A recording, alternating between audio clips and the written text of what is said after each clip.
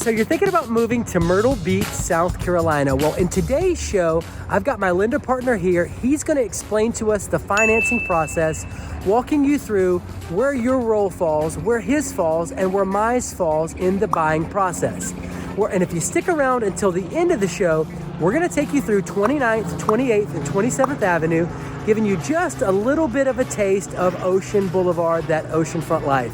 We're getting after it right now.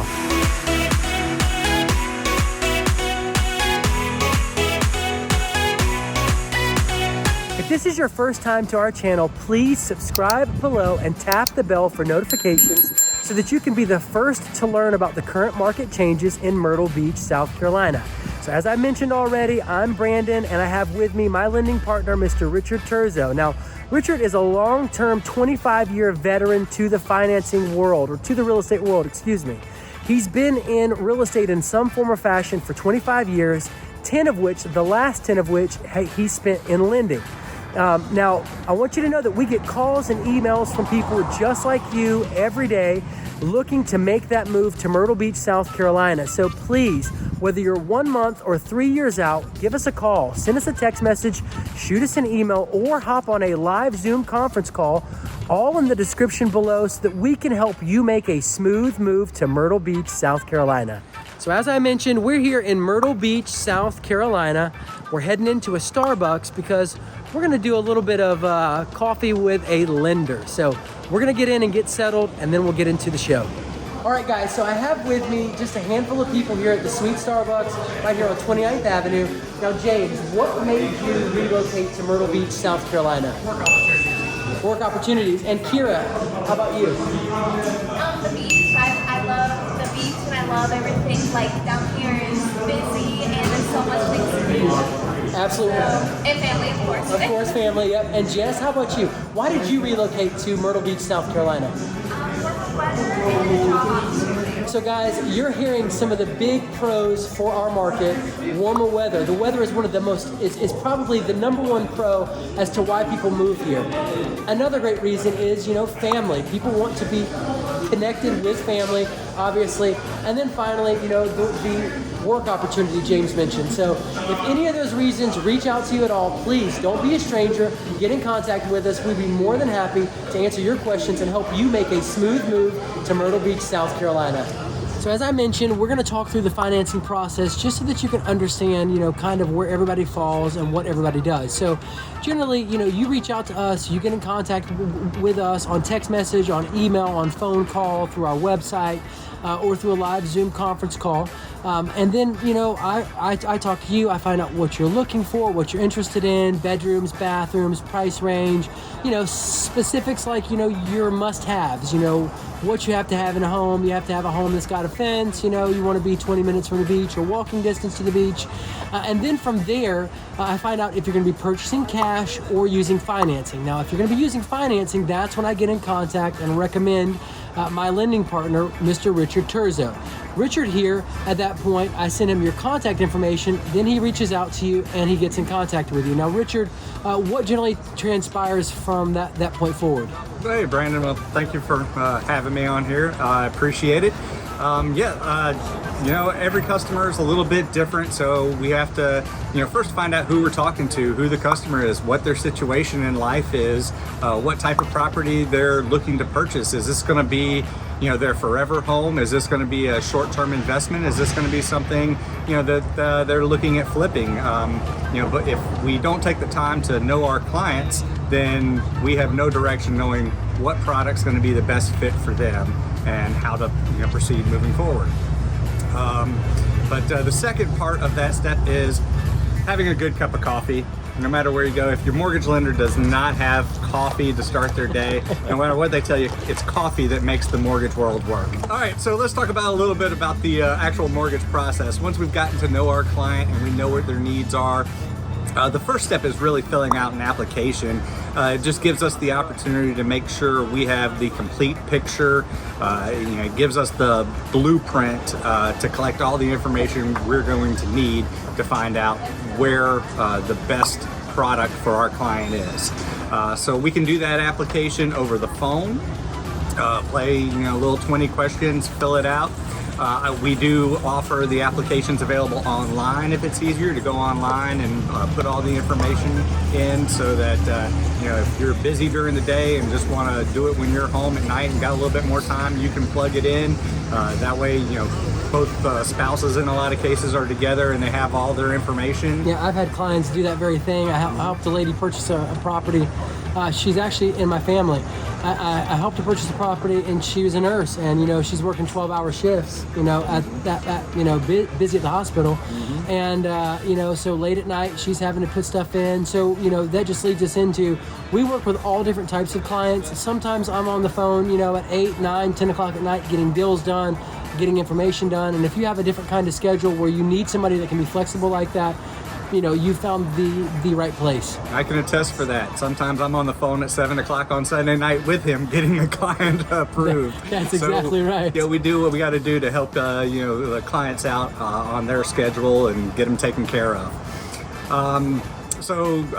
Like you said, we've got the application also on the phone, so that you can do the application on the phone. You can actually download our app, which gives you a lot of good tools that you can use during the process and keep you well informed as we move through the mortgage process. So once we get the application put together, then we can begin analyzing which products will fit, which ones will work, which ones won't, and which ones are the right decision for you to make to help you accomplish your goals. Now, Richard, when you talk products, are you meaning like FHA loans versus conventional loans versus VA loans versus... We have the full gamut of conventional loan products for everybody from first-time home buyers to investors. One big misconception out there is for conventional loans, you have to have 20% down. You can actually go as little as 3% down for your first-time home buyers out there. A lot of great programs for that. We do have FHA programs. We've got VA. We're fantastic VA lender. In fact, for our veterans out there, our company doesn't charge an origination fee to try to help them get into their next house. We also have USDA products, which are big around here. I'm sorry, but that leads me into a big thing that I've noticed that you've talked to me about. Sometimes other lenders, it's always wise to shop multiple lenders. But at the same token, what you have to watch out for is all the fees. One of the things about borrowing with Richard is you don't have all the hidden fees, right? No, I mean, our company charges one flat fee, and they don't have any hidden, processing fees, underwriting fees. Origination fees. I have seen doc handling fees. I've even seen quality control fees. Like, who doesn't want to pay for quality? Should that not be worked in? I mean, come on. Yeah, so that's a huge point. So make sure that you're comparing apples with apples when you're comparing lenders. Just because somebody's told you they can beat a rate by X percent doesn't mean that you're necessarily getting the best deal. And there's also a whole lot more that goes into it. With Richard Terzo, I can attest, he's trustworthy, he's dependable, he answers his phone late at night, early, he is working on the weekends, he's working right before holidays, helping us get deals done, right there before Thanksgiving. I remember we had a deal. You're gonna make me blush. But he gets the deal done. He doesn't just talk about it, he doesn't just say he's gonna get the deal done. We don't get halfway through the process or 3/4 of the way through the process and then all of a sudden it's a dead deal and we can't get financed, So, I can definitely attest to it. He is a phenomenal lending partner. He answers his phone, and he works and actually gets that deal done. So make sure you're comparing apples with apples, on fees, on quality of work and stuff like that. Yeah, and a lot of times in the lending world, people are just looking at the numbers. And, I'm always about, seeing what the competitor has to offer, helping you break down the numbers, putting our numbers right beside their numbers. Sometimes we win, sometimes we don't. I will, let you know exactly where we fall and compared to them. Make sure you're getting the best deal and the deal that you think you're going to get, make sure you get taken care of. And if we don't win the deal, I understand. But we do bring a lot of intangibles to the market that, a lot of discount lenders out there, perhaps don't bring. One, we're local, been local, born and raised here in the county. Come on. I've got good relationships with, everybody in the industry around here, from attorneys, appraisers, to home inspectors. That's right. And People that we regularly work with. Exactly. So, people that, make sure that if there's a situation, I know who to go to, I know who to get it fixed. Even a lot of times with homeowners associations, I've had to actually go and meet with homeowners associations to get documents and get things done, taken care of, where if you're using an out-of-town lender, exactly, they can't do, they're not going to do. That's a huge point, so, sometimes people will have a lender already that they want to work with, and we totally get that, At the same token, we feel like there is a distinct advantage to using a local lender that he is working on the ground with our team, with other local teams here, that can help you get that deal done a whole lot easier and probably a whole lot more efficiently than an out-of-town lender. People think they got to have a super high credit score in order to be able to get financed with you. You can start working with people at, if I understand correctly, 580. Yeah, at 580. We do have options to get people into houses. We have to look at each person individual, and we will work through all of that to make sure, those people, if for any reason, we can't do the loan right then, we're going to get you on the path to home ownership.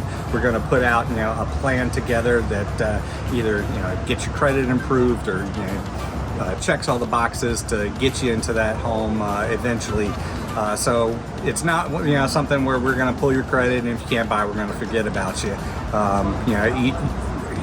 I've been in the business for 26 years, and I'm a firm believer in home ownership as part of the American dream. Also as the #1 builder of wealth here in America. And it's important for each person to get ahead, to be able to get into a home, and we'll work with them however they need and at the pace that they can to get into a home. But yeah, 580 is the beginning of eligibility for us, where we do have options. But again, if I pull somebody's credit and they've got a 520, then I'm going to work with them, and I've got several different avenues to hopefully get them in a position to get into a house. And at the same time, if they got an 800 credit score and money in the bank and they're ready to go, we're going to make the process as smooth and as efficient as possible. All we do is mortgages. Been doing them for a long time, so I think we pretty much got it down pat where we're going to make it as painless as possible. Speaking of that, so basically they fill out, and so they're talking to me. I send their contact information over to you. You call them, have a brief conversation with them, either over the phone and or have them fill out an application online on your website. Mm-hmm. From there, what takes place next? Okay, so let's say we're ready to move forward. We can get you pre-qualified. Pre-qualification basically just means I've gotten the application, I understand the situation, I've pulled credit and can see what the credit scores are. There are computer systems for each program that we have to run you through to see if we can get you approved. I was able to run it through that computer system, get an approval based on that application and that credit report, and at that point I will issue a letter that will open the door to putting a contract on a property. Wonderful. But that's just the first step. The next step is to truly get you pre-approved. A lot of people misunderstand the difference between pre-qualification and pre-approval. Whereas pre-qualification, like we just discussed, is based on information that I have, and I can issue a pre-qualification sometimes within 30 minutes of an initial application. We want to get you pre-approved, and what we need to do is collect all of your supporting documentation, be it taxes, pay stubs, pension, social security letters, whatever we need, get it to an underwriter to review, have the underwriter approve your loan. Even before you go and write a contract on a property, we can have you through underwriting so that you have that level of security when you go to write an offer on a property. And at that point is where we truly call you pre-approved. Now, our company is a little bit different. We offer a little bit more. Most of the time, once you're pre-approved, the underwriter is going to have a few conditions. Missing pages on bank statements, something else they need a letter of explanation on, other documentation that perhaps we didn't collect on the initial submission. So what we'll do is we'll clear all the buyer side conditions. We'll get those back into underwriting to review. Once the underwriter has checked off all those boxes, we'll actually send out a pre-approval letter that guarantees the buyer and the seller $1,000 that we're going to get you closed within 21 days. Come on, that's good news, man. Yeah, so, well, what that does is, one, it gives you the, as a buyer, it gives you the surety that your loan is going to close and we're going to get you to that closing table.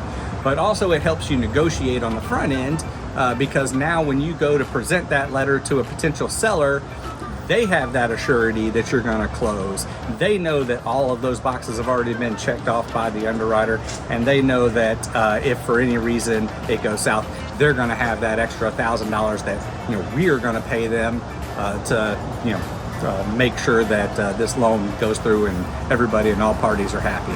So it's just a little something extra that we do as a company that just makes the process go a little bit smoother and easier for everybody. Super cool. All right, so after you do that pre-approval, you are ready and able to go ahead and make an offer. Now, I will put in that there are many times that I'm helping clients and we don't have time to go through the full pre-qualification, pre-approval process, or excuse me, pre-approval process, and we have to get an offer in pretty much straight away. So I will be working with Richard and with you while doing a contract simultaneously so that we can get that offer into that listing agent in order to buy that home so that you don't end up in a multiple offer situation. And that stuff happens all the time. Richard, do you want to take over at the next step? Yeah, so as we're working through the underwriting, hopefully we can get you through that pre-approval process before you get a contract. But again, if you get a contract prior to it, we're going to work simultaneously as you work through the contract to go ahead and get you through underwriting and get you closed as soon as possible. So once we've collected all of your documentation and we've worked to get you approved, we also have to check out the property and make sure the property is going to be a good buy for you. And the bank's looking to protect you as well as their investment, in your property. So there are things like appraisals that need to be done. If you're buying condos, there's condo questionnaires and condo documentation that we have to receive to get. There's title searches that the attorneys here perform to make sure that what you're buying, somebody has a right to buy and that you are getting all the rights to the property that you deserve and nobody else can make a claim to your property. So all of this has to be done behind the scenes as we're going through the approval process. So once we get you approved, typically it's going to be a 2 to 3 week period where we're waiting for the appraisal to come back. While we're waiting for the title work to come back, we can get all of that information back over to the underwriter to sign off on, and then you'll truly be approved by underwriting. At that point, then it goes to our closing department. Our closing department are the people who prepare all the paperwork that you will be signing at closing to transfer the property into your name. We handle a lot of that paperwork these days electronically to try to make closing as smooth and as easy and painless as possible. So as we go through the process, we're going to be sending you docs to electronically sign. At closing, you're going to receive a lot of the paperwork electronically, sign all of that. So when you show up at the attorney's office, there's really only 5-6 papers that you need to actually wet sign that need to be recorded at the courthouse. So you show up for closing that day, sign the paperwork, and it gets recorded at the courthouse, and it's your house.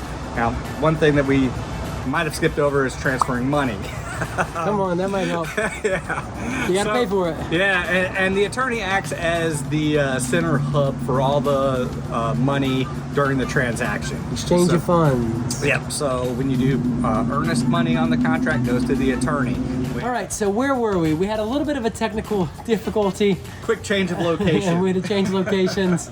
Anyway, so we're back to it. Exchange of funds. The attorney does have the change of funds, or he handles the exchange of funds throughout the transaction, earnest money deposit, and then you were going on. Yeah, so the attorney acts as the central hub for all the funds of the transaction. When we fund the loan, our money goes to the attorney. When you pay your earnest money, it goes to the attorney. If you bring a down payment, you gotta give it to the attorney. Then the attorney is responsible for dispersing all of those funds. So once you've signed all your paperwork at closing, it's recorded at the courthouse. The attorney is going to be sending the funds, either to the seller, to the seller's attorney, and they're going to be paying off any existing liens on the property. At that point, once it's funded and recorded at the courthouse, you're a new homeowner. Come on, congratulations. Now, throughout this process, while his team is working on that and the attorney's teams are working on all those things, I'm helping you get the property inspected. Our team is helping you get the property inspected.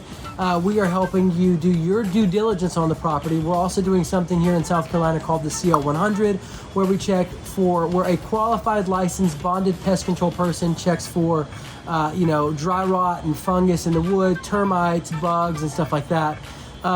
So we're going back and forth with the seller on any kind of repairs that need to be done.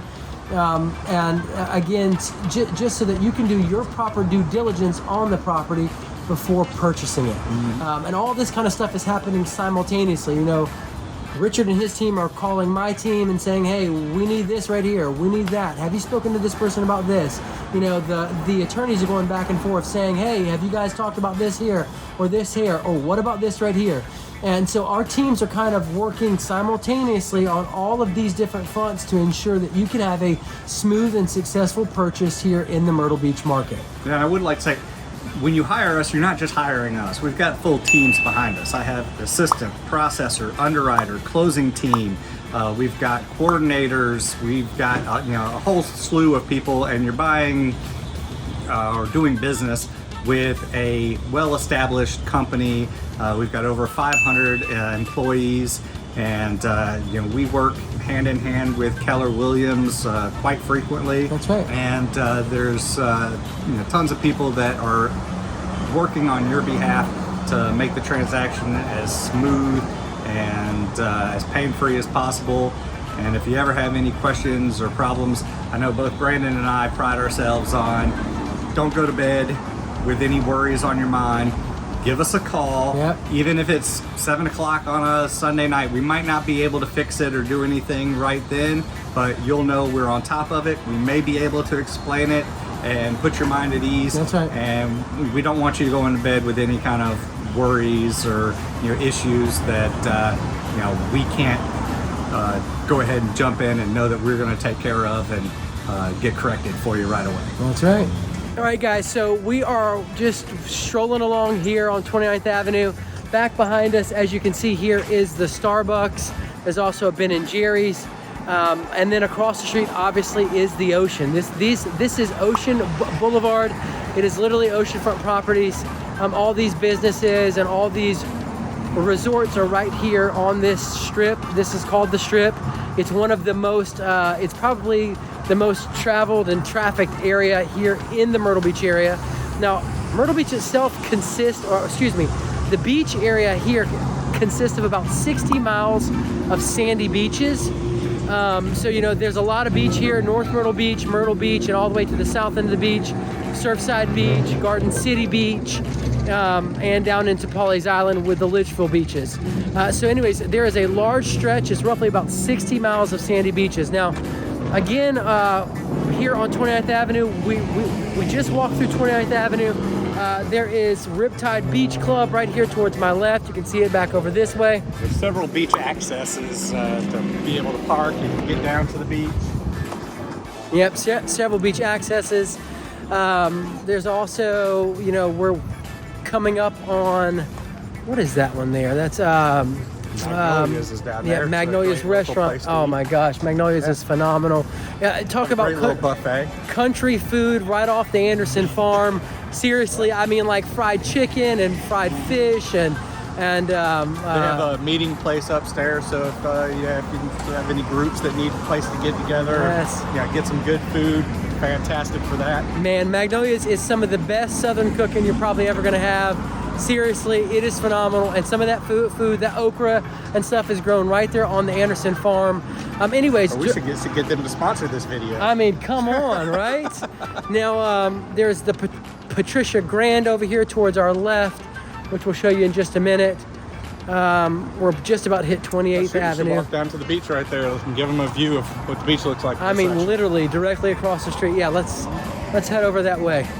This is Ocean Air right here to our back behind us here. Ocean Air.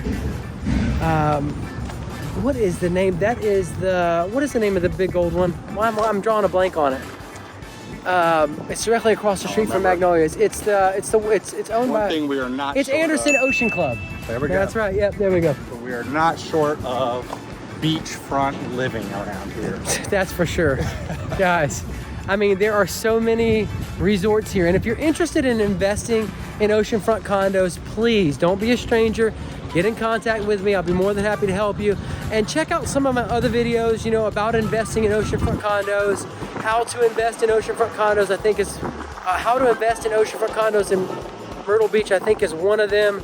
And then another one is what can I get for X amount of dollars? I'm gonna have to look that one up. But basically, I got a handful of videos on there about investing in oceanfront condos, and they're pretty informative about everything that actually goes into investing. Property taxes, you know, insurance, HOA fees, all the things that you need to be taking into account, special assessments when making that oceanfront condo purchase. And I'll let you guys, if you're coming here to visit, or even if you do live off the beach, one of the local secrets, the best bars and restaurants a lot of times are actually in the hotels or in the condo complexes on the beach.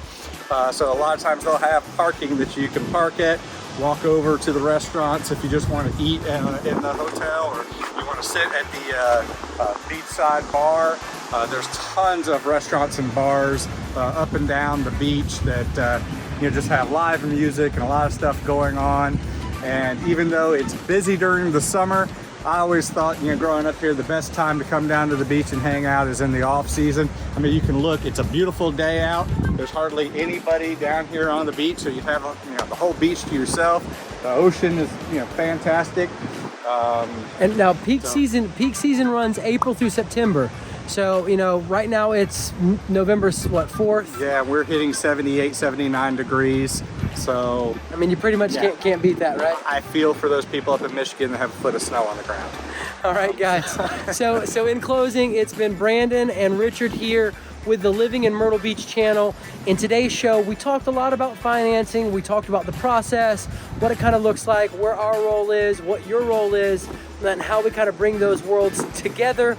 And then we walked you just a little bit around 29th Avenue, 28th Avenue, and of course, took you here oceanfront. Now, again, stay in contact with us and look out for this series, Coffee with a Lender. We are going to be pumping these videos out here probably every week, maybe every Friday or so, knocking these out for a little while. And until next time, thanks for hanging out with us. This is Brandon with the Living in Myrtle Beach channel.